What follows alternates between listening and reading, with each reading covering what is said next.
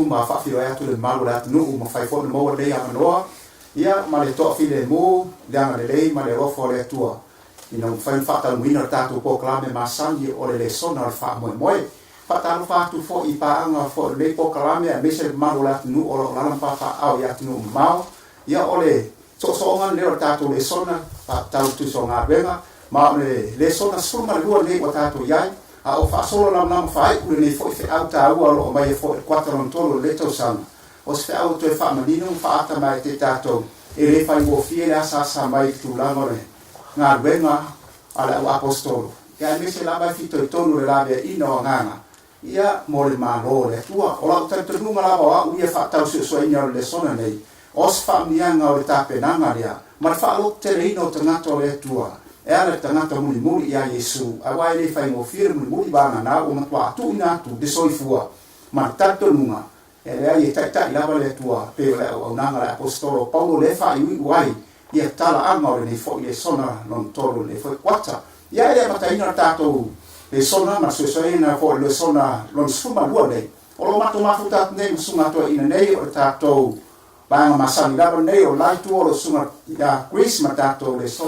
ekalesia mai leone ya me se foi le sunga ya sila fa matato ekalesia tele ya kina le sunga ya le pepe mai le ekalesia mai loa ya o mato fa so atu yeso ya o mato talo ya o manume a umar so so mai le nanga le tu fa tala ya ale ne so la sunga la pepe mstato talo ko po ona Suesueina la ya le tato le so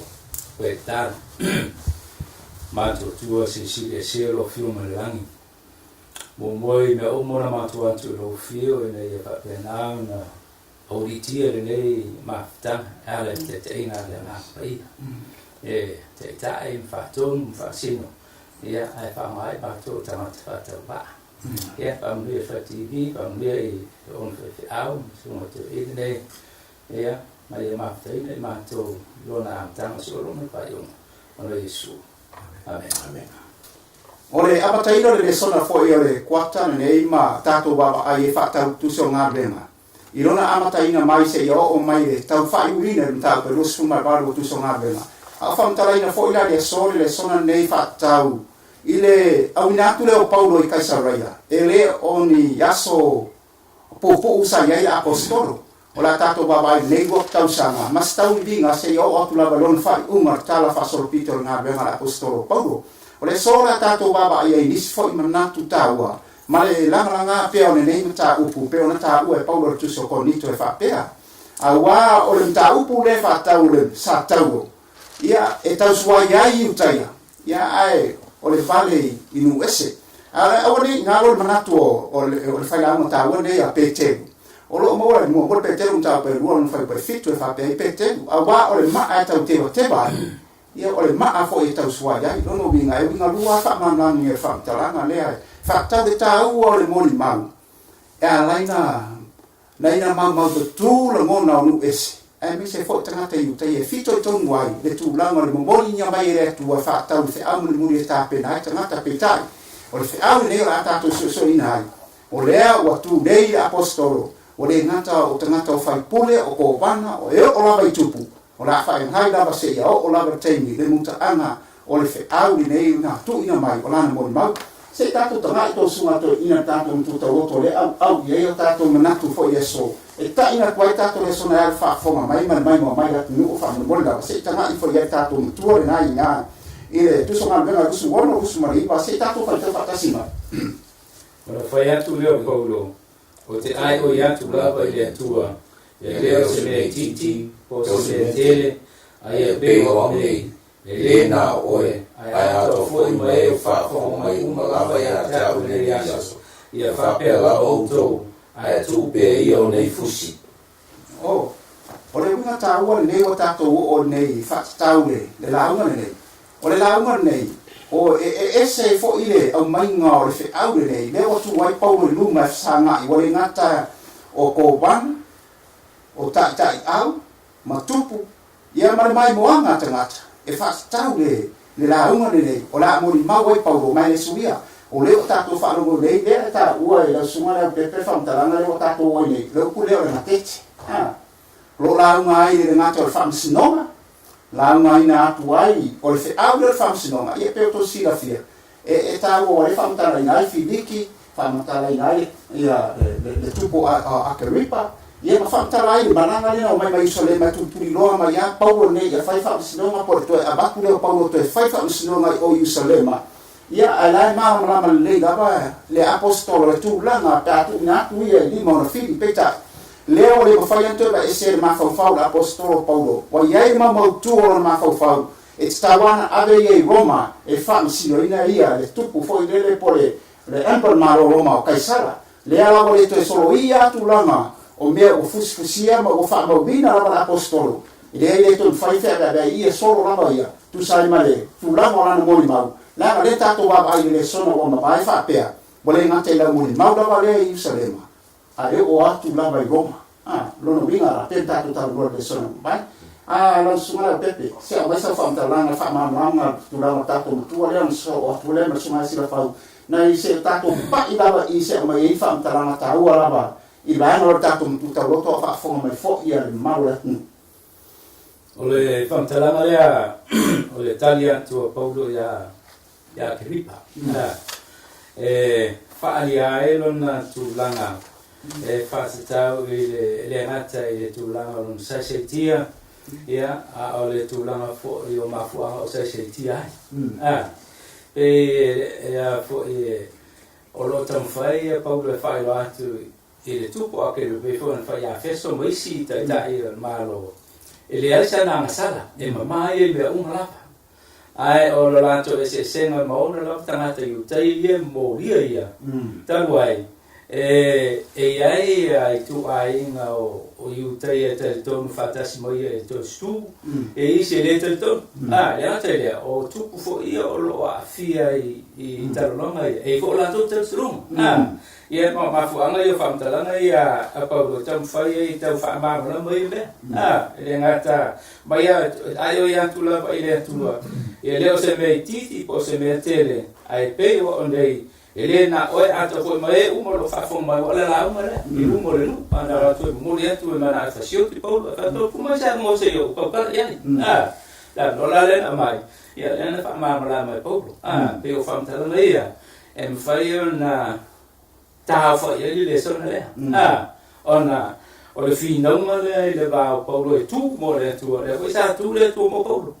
ia mai te mai le ngate te ia paulo a te fo le tu le fa mai paulo ta te la mo le a mai no le ba ta o le suma to ina o le te ma fo le fa talanga fo le Yesu le na ta ye toi ma reta te fo le fa ma o le fa tu ina mai o la salo ai fe mai fa talanga ma reta yo e Yesu e tu mai lo tu ngane i le ngata ana pela na itawa o yutaia e isi la tu tato tu matangata mai liu ila so ngata ana sila fa o le kupuleta o tu la morta tu LESONA fa mai fa mtalanga a fa ila uma ya fa pero fa mtalanga paulo tu ai piani fus se a moia sau fa mtalanga o tai ka fi sa lo ka fus ai se fa mtalanga ku ai pe fus se a mai sau fa po ma pe fo na tu o mai sumare toina ole famtalanga le a paulo fai o le tali le a paulo ia keripa man tu fa sinonga le a paulo le wa i a keripa ma feso ma feliki mo fa me feso le ina o uma la uma paulo o e valea o kele lo su e tusi me paulo o te le valea feso o lo le ia ma le tupo keripa le mele o fa mtalanga fai mai lo ma keripa paulo toi titia e fali wina o e mtersa le tai fia le langona fia le apostolo i le fa talanga keripa na tali le wa le se me titi le se me tele lona sa fia ina o respond mai le tupu ila na tau a respond mai le tali wa loa le paulo o malama keripa o tali tonu fo keripa o le fo ina fa alo no mana onga ia fa malia tanga tai utai fai mai lo fa iunga o le ala me o ia tu o pe fusi o le fia nga masa fia yo le apostolo ina o fa lo na la o le ala me o ia te ia il fa iunga ai fa fe tai lo na tua wa na fa lo ina le tali mai le tu wana ngai malama leila polo man silafia ua malama le o tali tonga ke ripa lana matau o lona sa fia le lana tali le na fai goelo o le ala vale meo ia tu o pe fusila ai o lona mo ngale na ia pe fusia ia pe o le oti ai o lona fana nonga le ia mo fa na tali tonga ina le tala le ana ia o mai tanga te fatasi mo was Patai ke le vela sumato ina sina fau ile fa forma mai malu latnu e se tau va ina le o mai sumato ina le va na le ele po le fusi a le sin tau o le tali tonu tanga te fa tau le maliu ma to tu mai kristo fa mo le suma kris o le va ina le ta ue a ke ripa fa pia se me titi en to fa ya kwa paulo ya to ko fa ma paulo ne se fa sau foi le sau manatu ta fa tau le va na ta ue me ko na o fa mai ya se o se me titi do pu le se me titi vai ole tala le dei fa mai fa talanga po le ai ole ele mama o mia se me kiki ya ria ma kwa li wartanat e se a me sau ile ta wor ma tutto lo to le fa so e foi ta me ta to eso ole fa vai a ko nga ba lo ngo paulo wa ole ba lo ngo paulo ele ese ba lo ngo le ole o apostolo ia ma le kalisia wa le akale ole kalisia le ka ke ka mo ai ni inge fai ka ko mo li mau iki nga o ke viso de ara o kalfko ia el fai un ole ka ko le soma le o fa solo ku kuaka ia ma kulanga wo ia le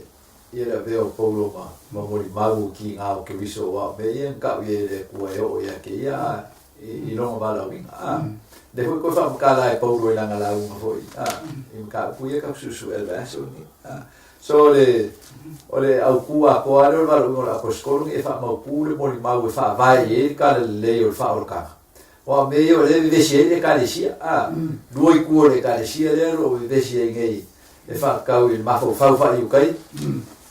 e a e ka sisi me o puku o ka ngaka po o polo inga ka ngaka e fa ka o e fa vai o la ko fi ngai e per comer ka o es de fe un po paulo ele va winga o pa kiso inga va winga o inga o for kalale ole me kausuai u kai ya o vale inga ka ele ya o menga le na inga ka o le va inga le ka e paulo i la la le va inga inga ia i lo mai ka ka wa be nga inga ku paulo ku la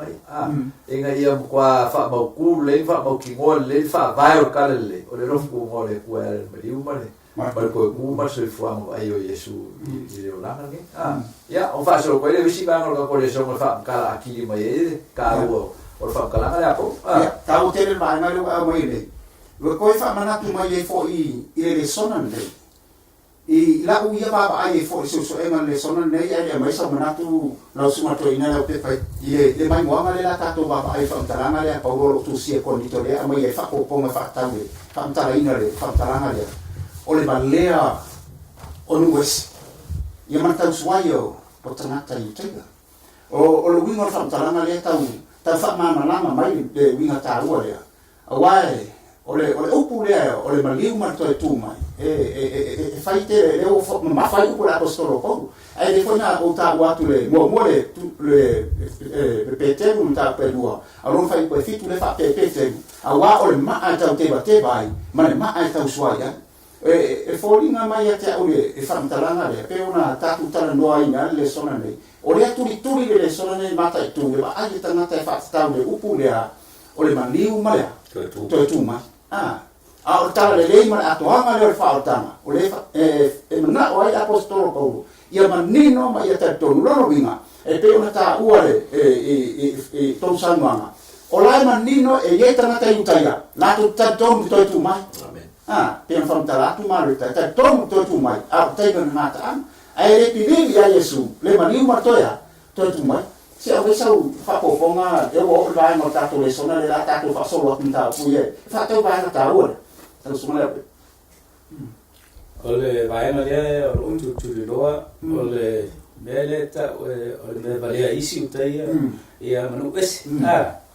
o la tu te tu nunga ona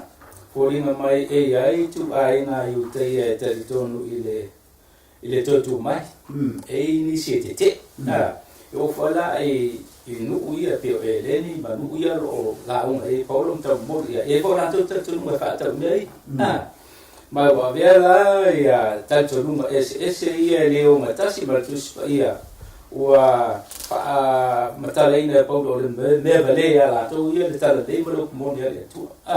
wa ko tala le la mai na tu Paulo Yesu na maliu ma tu mai ia ma fa tanga mo tanga ta umai awana le tali no Yesu la lo no winga ta to le ta si bisi le si wale ma ta wa ta to Yesu le fio mai maliu le tu mai o le fa tu wanga le ma le sini le ma fa mo le fa tu tono ke shaloma lo ma lan tu mai wale ma maliu o le to ta to ni na ke shalo ma fa vai lo fa tu wanga ya Yesu ke biso fa o le te rao au tu stala tu spa ia la tu te momoli uma me wel te betas ia pe foi fa tala na pe telu de lo fa pu na fa tu ile ri o Yesu ke biso yo lai o to lo paina ma le ko su lono o le fa tu ma pa ti so no fa o leina so ta nei o le fa tu ia Yesu ke biso le na maliu mo te fa tu no mai o le ngatu tonu le o le tanto fa bo mo no le ko sa to fa bo ta to flot donc eu quero uma apoiar al tanto fa tu tona ya Yesu le no lium tu mai tanto te oi ma vie fie tu ma ina o tanto foi fino le tu ma le do Afioga mai Yesu na tu fa tu ina tanto ele yaso to e fio fa ro ma ya Hata ke la mo le no le au ta tu fa so ba na ne o le ta to i le taimi lena mia tangata ne o filiki o leo atato babai o le mea lesona ne o tu fafe ngai o tu lavo pau lu me fai fam silonga ma va quella no la uma o le la tato tal no ina tu langa le o le fa fonga ma fa longo filiki o la una poco nai e pe un tato tal no ina lesona ne le tala fa sol pitole ma be ma apostolo le la vo mai la ya pau wa tele ni si meo tato baba ai tu lesona le o le ngata na ia whamutara ina rama li unga whamutara ma mea unga wa rasu e la ba e fili o Paulo se mea la mai mori ai ai ta ua lava mea se a waiso manatu sira whau le la unga la le nena le whali umo o filiki e mtau tia mea le tato ki baba ai atuai o le o whai mai a kibupa si mea titi o ila ya filiki se iaisa mtau tia me ye rua fo ile le pena fa tatu tava al to le talia ino fa ortama le ka ke fa ka diskaniki ka ke fa pia se ma so na fa popo fa tau bana ya e ule na tali pa fili ki fa tau ya ko le fa tai o ile ta umanino mai ai ele ai ma sei so le o ia fa masino e po mi sai ma ta upu le tale ale fa mai Paulo Famatala tu Paulo tali tonu nga uma Israel. Ole yo ai fa me Paulo ai tasi ai mele ola to moriaya. Ina o faiat. O Yesu le Nazareta. O to tu mai na ye ot. Au vale. Falo com Filipe.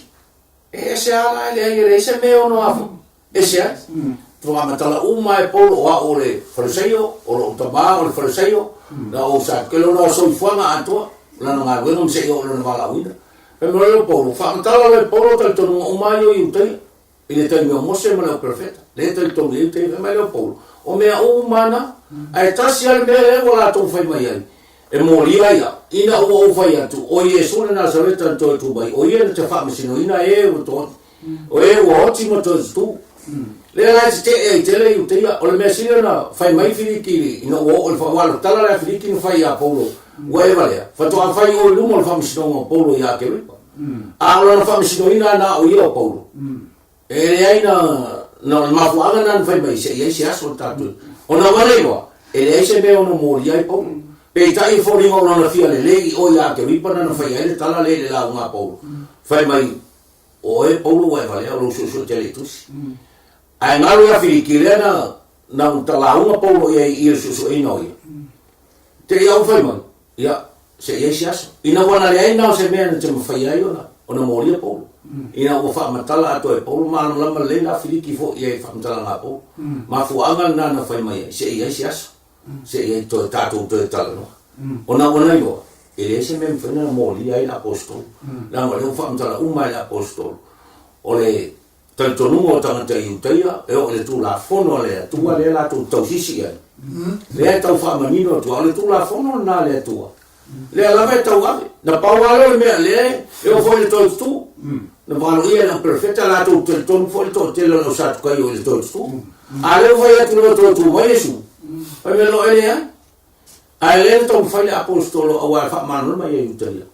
a no mo lo tu io ina na to tu mai Yesu ne e voti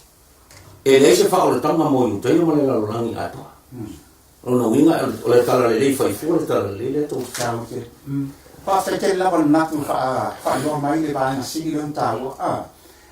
Chris, o le mea leo le la unga o le fa masinoma. Nga tete le fiki. Ka mai to ya se yesi aso. Ai o ye fa mtalanga in fa solo mane ele fa upe rusu fa o rusu fitu. Fa me fa mtalanga ese ta wala ye fa mai. O le o ma takta o fiki. O lona ia a miso o paulo. Se yesi ni ne ko mi mai. Ni kope o mai mana o ngara ole fa umi na fai se case se mea e no na mafua ana ina ia mo wai mea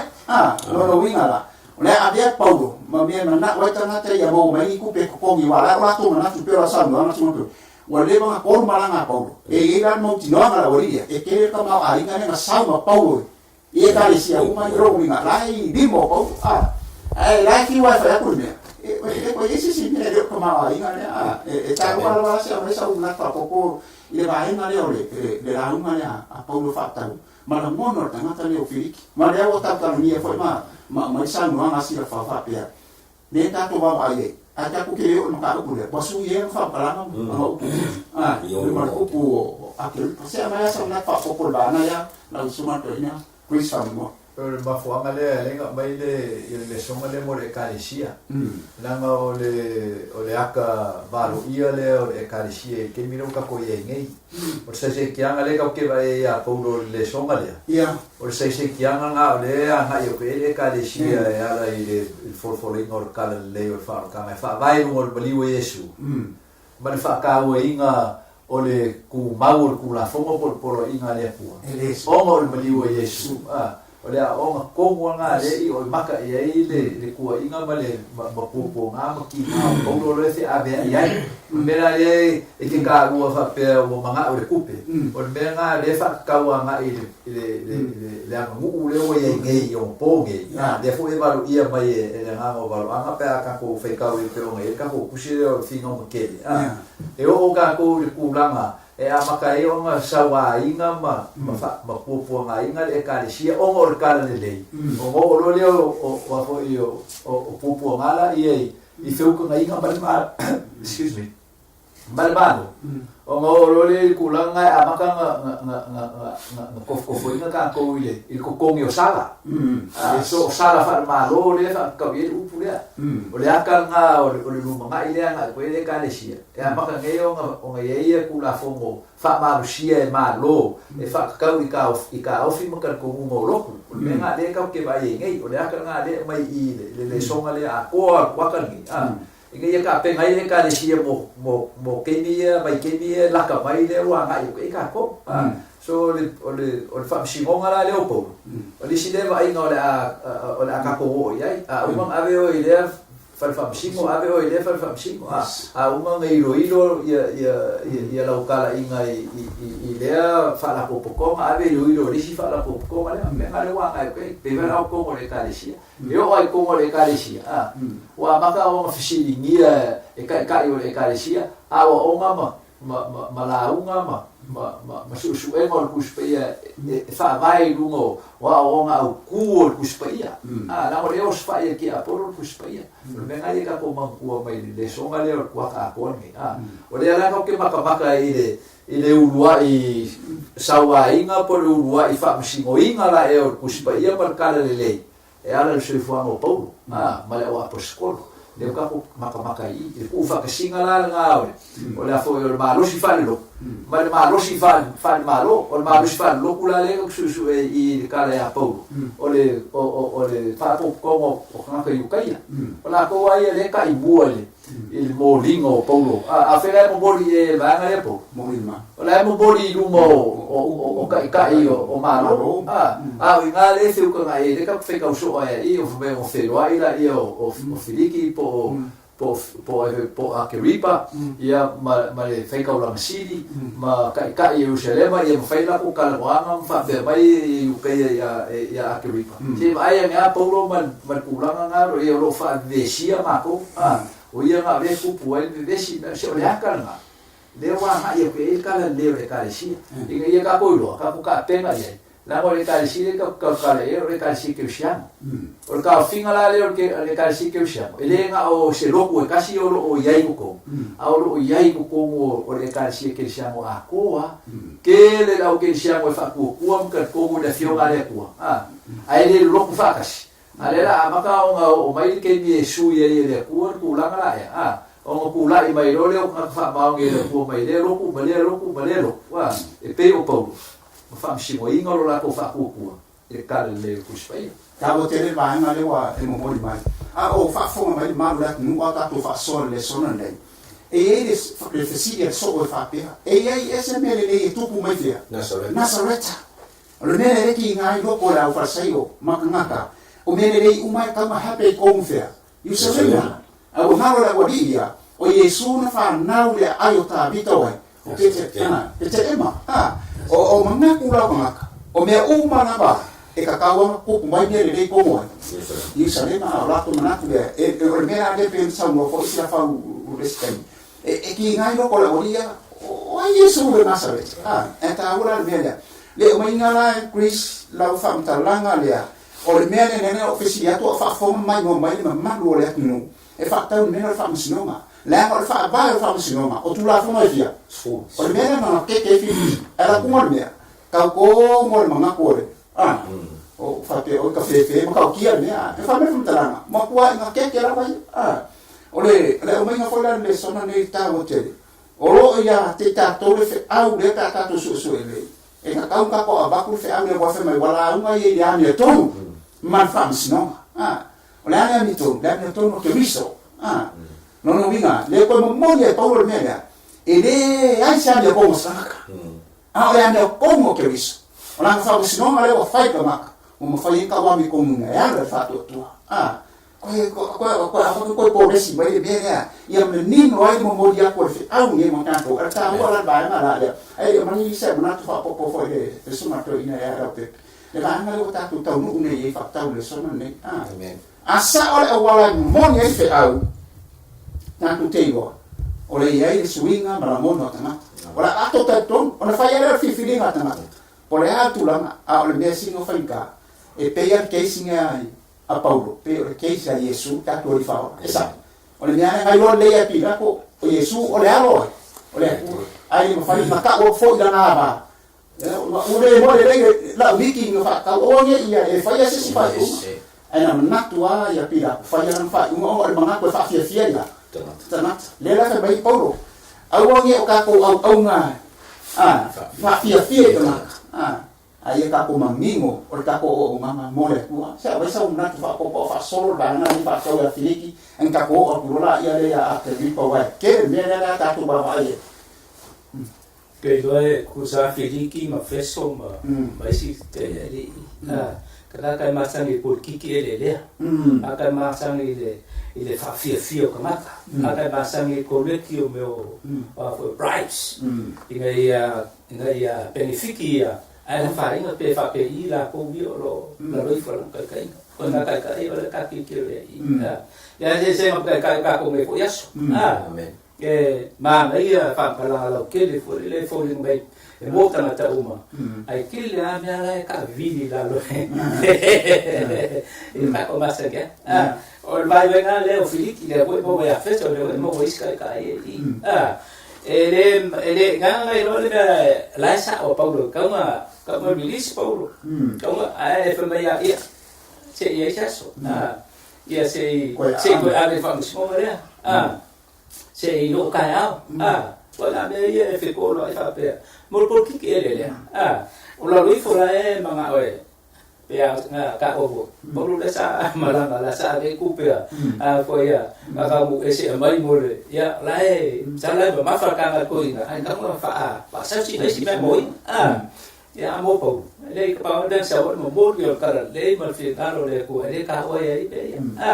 Ma vai venga le o filiki fa pena feso pa iska ka ai. E mga ai fa madia kanaka. E mga fo le e kali fo le se kali e ka nga ka au fe bo pe nge. Ai le ma fai a la luifo. Pe ya nga le am kalanga filiki le i. E le ai se mea e ka wai o nga fa sa leina pe o ki pau. Ke ro le ka. Ai mai lang fai ma e le fa pe mai ka kala pau. Ai mai ka ki pa pe se iskai. Tau tele vai na le mo mai ra nu ka tau le vai na ne le ra ta to si le fau o le sona ne fo linga mai atia o le por kiki na mani wa Yesu Amen. Amen. O le por kiki na mani wa Yesu o le ama le mea e o fau mai tono le ka sia lono winga le o mai nei I pe o manatu le na mai kuisi le fo la wa ta afi mai I e suma to ina le ile tu lango le fa por kiki o le ba ai ngā rera tātou wa ai atu ai siusio manga ma le alo se au maritana le lei. Lawa I loa tanata. A kupea. Ma ngako e kofi. Nā ko ke le whai e swai unga sa. Ai peta yange. Ka ku te baba ai lawa I le ko afi le mu o le apostol. Wa ia manino ale mene a ngā iai. O se luinga fo mo ke fiano le teimi ne. Ai se ale maia se manaku tāua. Ai ka ku ke wa ai atu loi fo ringa. O le launga le numa le tupo a ke ripa. E patau le vaenga sini la pane tau. Sei. Maftai maneia I ole. Ole mutau pule utato hoi ai. Wa ole ata moni leo tato le kalesia. Tusa lea o nga umai na ia le lotu yutai. E se tasi al mele na moli ai Paulo ina watala I Paulo le toi tu o le maliu mal toi tu mai o Yesu. Tena. Ole ata foi leo le kalesia le ia nei. Tātou kalesia spiritu. Tasi al mele tu wa inai le kalesia o tula fono e wha. A e kalesia o mai ne. E tantono o mai tula fono. A e tasi al tula fono le olo iai moria lo leo le kalesia spiritu. O le tula fono e wha. A le ka tula fono ato le tule o mai kalesia. A e o mele tula fono le.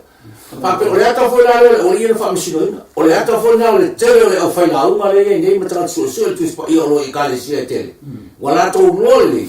ai taruai le Jehova me apostolo Paulo. O le manao le tupe. O le pongai o mea le anga uma. Le ala balai mo ma nia I. O le mana o le ole I le tupe. Le ole fai ai fa msino nga mi ton. Taruai o no le tau sa ili al tupe. Ma o le ata fole na o le ua iai le to tele o tangata kerusiano temi nei ai mai se la to o lo la to ta ia e kalesia ma la to la to mana lama le tu la fono skulu ato ale tu ai wa fai na tao no ese mai o na le fa malio o tele o tangata ai o tu atu o le tamo ai ma lai me la ne o ia cha o ia fai ma o ta to le kalesia pe o I fea fa msinoina o ta to tu la fono le fa le fo linga tu ese ta to ai a tato pe o Paulo. Fai mai Paulo. O fa tau va ai a te uloti. Noi Paulo ana uloa I ese me te loe tau ina oti. Mo fai atu o mani o te oti. E fa le tau e Paulo I lu tau ko lusuma. Lusuma lim. Mai Paulo ana ese me tau ina oti. Ma le tau tino fo nda tau tato tau tino ai. Tato te le solo muli tato moli mau. Le anga le tu la fono ato ale tua. O le amio ato na le tua. Ma le fa o le finangalo fo na le tu le fa no no fo na le tu o le tala le lei fo le na ina I mo fa na ave e mala malamba ile no la na atoanga le o Yesu e tau no o tu la fo o Yesu le tala le lei ale tau tele vai na le wa e au mai mo mai vai na tau le pensa mo ia sumai to ne aquis o le tūlanga lea o le whaamauninga o le maniwa Yesu, ma le tū mau o lana tū la whoro e le mawai, sabe, wa lewa kako wawa I nei o Chris e whoringa mai a te au le sona nei, I le sona wa mawai atu puata lona lua, mena au mai e le tūlanga o le whailonga o teimi, ne tato Suesueina tu so wharinga, ai pe fo inga mai le wa ka mpea wa aya kwa ye le soma le fa solo le fa sinoma ne Paulo wa tu fa tasi le ma lo ma le otro wa au me fa tasi ona fa ye no fa sinoma le fa sinoma Paulo pa le ka ko ba ai le o ka ta fa malo ma ka ta fa lo ina ia moria ina ia ka ma fa ye ka u nei ina ia fa to ila roinga le le ora to ma fo ile ka ma fa ma kia Paulo pia fa mtaranga le fa mtara fo baso le fa pe mga kwa le aka ya fa fa lo si e si le o ki ma ka ko kasi ai fa sa ma o no ma o tamate to te ne la wa mai le sona ne la suma fis o le la ko no le upu le esele I o fiwa le ne pa ya so pe baba ai le upu le fa ko wa ai fa ko mua no ka li wa ya ke ola le pule ai fa ko mua se me wa ya ke ola le pule po se ya po sala ko ole upu mga kia le fa ngai e Paulo I lumo a ke rika la wa ya ke ola fa ko ia fa meroia ia o sai mai na ole ku wa sa wa se o fa ko lo mo ole tasi na le mia o ma fa nge upu le fa ngai Yesu ne mate yo rusu ma o ku mai ya ke ole pule o ke fa ku ya ke o ke lo mi ole pule foi ya ko ke fa ko mo ko e fa amata ne kasi na le mo manino ma se prisia mai le banga le wa lo le pule fa to mo tu ma le fa ta na le ko le wa ta mo ko ai ma ne pupu a ke ya lupu ai kusa ma le fo le fa sa so le kalanga no venga ya e fa kalanga le ka fe ka we ka mo e ko wa o fa sa o mal mori la ka usa idie Filiki ia ma foi ma Agripa ma feso ia pe fa pe fea o ma kusi laro le da foi le moringa le mori ai Paulo e ave ngai o I pe foi ia kaisala so o fa sa o ngala o moringa la le fa ngai ka ko fe ka ngale lupu ngal fa ko muinga por fa to o maka upu ngai anga ia I fa ko nga o maka upu fa ka la le ringo moria ia le loka ko lo me ka Suesueina e mori ma umai ku umai e dua kau e mori anga e mori ai ia o ukaia la o le lapo mori anga le mori ai ia Paulo o le kala inga o le foi o le kala lei o le fa o kanga e sua ma kua o le mafo fau i ukaia le ring fa mai ia Paulo le mo gol ko ni ko o le kala lei po le kala inga o le sa kau o le me kau suai ia yukai e ara kau suai pe kau ke vai yukai e kala inga mo yukai le ka como Yesu Mesia e ka como yukai e ko ku ai le ka como yukai o Yesu o Mesia ai uia e o ai o ko va ai il ko ku mo ko na ko ai en ka la bua el ka fai ki ngai le moli mau ko ku Yesu no ang la ko ia e fica Roma e cupe e ngai ala ko fai pero le per kus pa e o mai ia so la ai fai ia pero nga mai ia un po la ia ele ko ku Yesu wa fa vai nga o fa me fa se ka o io vai nga le ka po leso na mo fa vai mo se di le calicia e lua vai nga e lo ai le calicia bulbuli o e causi por inga le ko ma le mau ia Yesu o le mau la le ia Yesu Cristo o fa vai mo se di la ia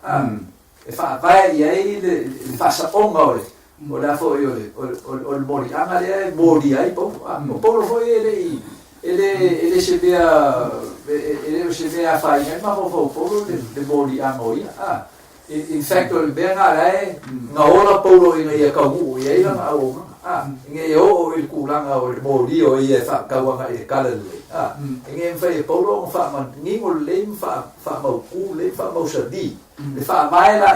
because o bere ka ke pe ka o I ke o ke dia ka ke de ko la base ke di ka ke o e ko o fa ka o ko ma le ku o ka fa so pico fa o manga o ka le se yo o le so dio be Yesu de ka ko ai ka mai e ke mi o la wa apostolo Paulo I wala makanga nga o valo anga ye ka ke o le ka o ka ko le fia fin ka o wa ko se la o ka usanga ya fe lo se la o mo fu le anga sa wa inga e ka si ke siamo kufa ka si ma pule fa ma lo loma le ka si ke siamo la ko mali o ko 4 miliona e fa ka wa fa vai o fa o kanga ya la ile ma liu Yesu ke vis morongo ko ku o fa vai maula ya a le ka fa ya yu ka ya e kingeia pe ka pe de kinga bol maula ya la ne le ko yu ka yo Yesu o Mesia le a o mai Yesu a fa ka yu ka ya ile Mesia esa ile yo mai al Mesia le e a o kuspe a le o manga ko lo mai bol maula le fio male ko o uma o liu Yesu o uma o baptizo Yesu o inganga i o ia le Mesia e kusa ba na perfect le fo ko ku wa Afioga ale ai fa ka ni uken ya ai ko me malisi ku or ka le ai bo ka elengi o le vale ki ka elengi na fo elengi fa vai la ko ko ya Yesu le po fa ka mera nga le nga ka u ke le fa ma nga e ku o Paulo e fa mo sali ku nga e dua la mo vai nga e dua le o mai ngai ya o lu ki o ka o ke ele veo ka ko dia mai nga la ia mor fa fo anga mor ka ma o vai nga ka u la ia le fa singo ye ia ka u o mor ya mo polo mar ku o polo lu mo kai ia fa sa o le mor ma le ka ke mo ba u ka ko ka pe wala nga ma na ba u ma nga so a sa wa mor ma a fa mo ka mai la polo ma la o mai polo ia e a ko mo foringa le ko mo fare nga ngengo u va pe sa ai a uma la uma polo ia on ko fo ia do ka ka i o la ku ai a fa o yu kai ia e ki ku ma wa lo ma o fa sio ki polo a fa pe o elen e ki ma wa ia fa makala ki e polo ia kala le e fe ko i mo ma fa so la nga ka o ka ko le so ta o te mo fa fo mai ma lo la nu e tu la mo le sona nei a o ia ina minute e toi e ta o le ba ma nei o le mele ta o e u tai a fo le ta o e Paulo e fa pe o le e ta suai ai la nga e le la tu ta to nu mai fa ta o le mele o sa ta e le fe ka mo la ko ma fo fa o le me ku i e mo ka fa so ka me fo na e ba se yo la to ma fo fa le ti ala fa mai o le ma ta te ba ke ba ai ma ka suai ai a ma o mana ku ina siona le aka na ba o Yesu ale le fo ma fo ira le fa ko ponga le la suma kriste ta wa le o le ba ina le pe ona o fa ya tu ai i le upu le o fa to mo le si la fia ma lo ta tu nu e le i mo le ma o Paulo esatto ma ku nga Paulo o le case fo Yesu na o Yesu o le aka fo ile manino pe na fo la mai te yo ama e to e ka le si ke siamo e le ko Yesu mo le ma na e ku nga o ana lue mango le ngamo le kue wa na fa ya ko Paulo ma lue ulo la uri sa no no winga fa mo lango me uma i le sa o male me tono la wala wa mai le ku ka ko ke fa lo mo fa mu na i minute to e ma sa ko to ana ma fa so lo sunga si la fa mai e ba na le ta tu LESONA i le ta ua wa i fa unga ni fa e tu pu neo ake pe un sa mo mai sunga ya Chris o lang fa unga le fa i wala ko kuskusia o le ale mela ave e be ave ku pia kaisala ai e be fa mo winga fa sa o e be la ko moria le ba ko do e ya ma se bia male o al be e se winga le ka ko ba fa mtarana se me sa fa ko ponga le o pepe bana le na minute to e ko suli ma minute ta to ye ko ai na minute se a mo ira na ta u ala ba le fa mo mole o le manatu as an fa pe o wa le e ma ko pongo e ave ia ka sala ko fa pia ko ka kara hu te me so na to ko fa ta u bana ana ia fa ta u e fu ko e usuli mo de ta ko usuli fa ma le a ki mai o te dei lo se me o faia e te tawa i oksi me tata e mo ma wina ba tu ma report ba ai mai ta wina ia o mo ia mai na mo ia te na foi e la tu ia na fa male ro ia ba tu e la tu ba e to ba mo ia te tele na e po a tu ves ia o se ta na sareta e la tu te fa tu pu ia pa fe fidoia o ma tu spa ia fa se ia ma le mo ia mo le e to vai e fa sta ile tu la ma la tele o fa se e na wa ma tu lo mo tu pa ke ripa le ia no sinia foi tu Ude ya di Faaauauina, ele di Faaauauina. Me tahu ale ila o tahu malam Suesueina. O Paulo e tamas. Lona rua. Ala te ina le nga Paia. E tahu ya ole mana ole tupu e Faaauauina ya Paulo na o Suesueina. Ele se me ka o le baho. O le me ka o la kuwa, le me ka o le lo. Ba le a famsi o le lo ku me lo. A ke e Paulo. Mai ko le ai. Ke mga ono fasioki e kakai e kakai o filia ma lo ko be ai ke ma famsi ma o ka ko ma anga famsi ko kula ko ma le famsi mo si dia ro ma ka sa se ai ka mai ko fe me ma ka pai o kai na le ko a be ke lo kinga a ko si ko ai ya ke ko li umera mo so ko kala iskari ka para ku ka para ka iskari mo so ko kala yo fi fe ki ma fe ave ma ile ko a ka yu ma isa se ki ai le na lu era a so le a uma mo le ka wa ya ba ne fa o fe sa se ki ai e wa ka ai ma mo ma la uma ya le mo la mo ko ya ke lo mo la ke ma fa fo mo sa bo o na ke se ki ma fa mo a ko le so fa mo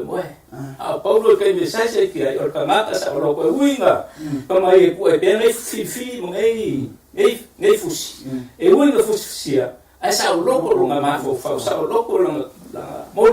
mai o me ka go yo le mo bo pe e a fa ki ka ko le so fo na nei fa fi ka o li me ku ya a sa o le ma fo na ka di e ka una sa o fo na mo ma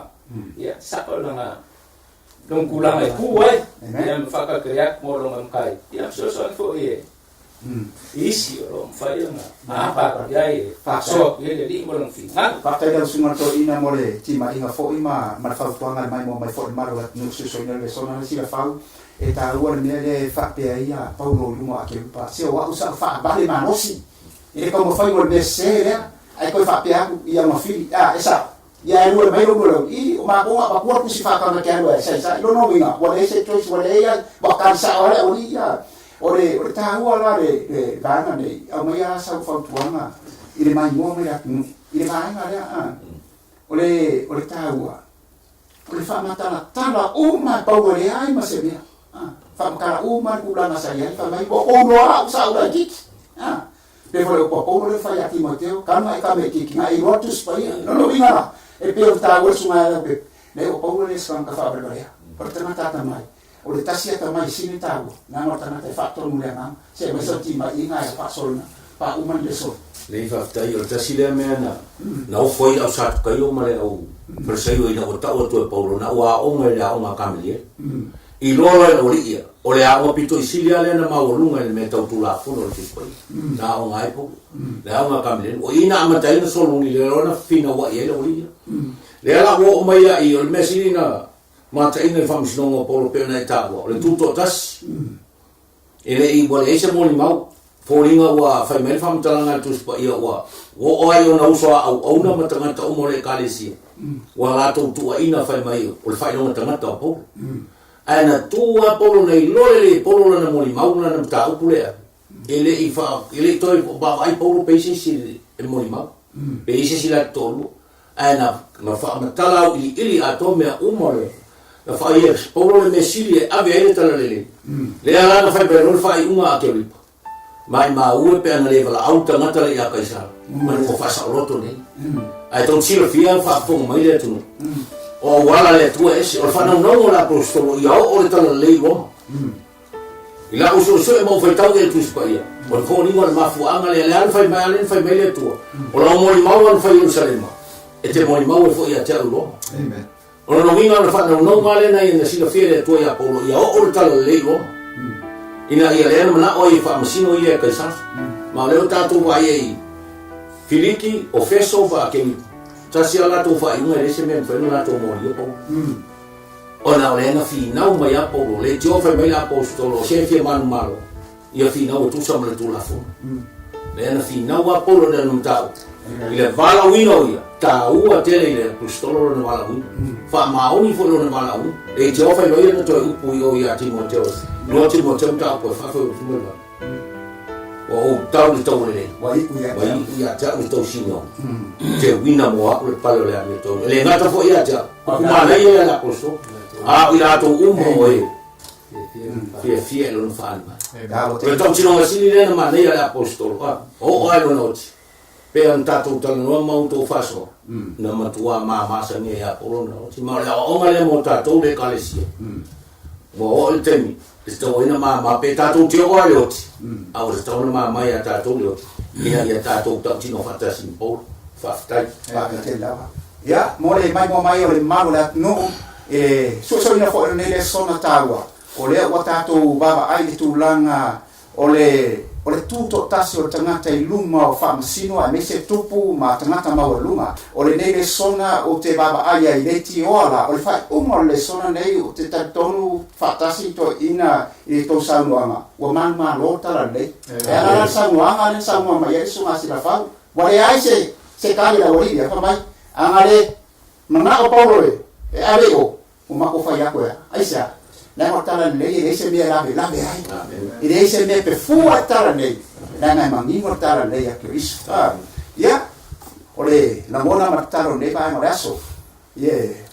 Paulo ma wat foi finalo mai mo lat nu o le faso ya ya sasi fo yo matu tanata ele ato fo ya tu liwo ba ko la le opu al matu talo ya musu ya ngano le tu la no Suesueina tu so ngabema matu fa la te le mana o le atua wale e ate mātou se atoanga. Ai e fo se whamtaraga fo se pati fo i wale tautamari i le whaafonga anga le maura nu. Ia mātou te whananga watu i le tau whanga alonga. Ina ia alo ma solo le pokalame mo le soifua whaenganga. A o le tātou telefoni nawa ne e tu ua pe ana mies tātou Suesueina whātus pa ia. Ia po le wala au mai fo i tu lango ni fisiri whātau tātou LESONA. Ia le tātou telefoni o le ono iwa whātonto bab ono iwa whātonto ban ia ai le whaamaeina matapungi alo ia tātou LESONA le whaamamoe o te blau bima whaalaru sunga ia Chris na te face tātou tātou whaai